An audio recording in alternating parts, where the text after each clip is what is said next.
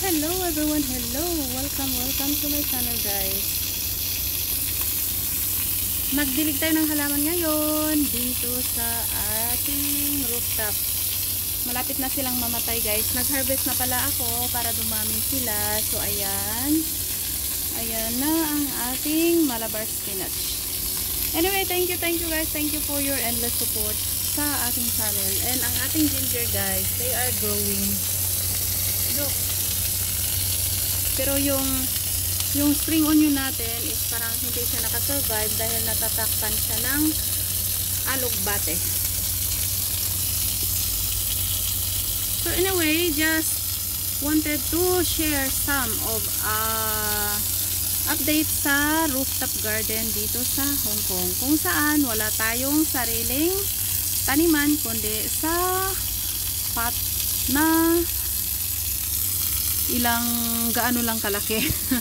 Ayan, sobrang liit lang guys, maliit lang yung pot natin, pero dumadami ang ating tanim. So that's all for today guys. So ito siya, ginagamit ko magdilig, lalagyan ko lang yan siya ng hose para mag-spread ang ating tubig.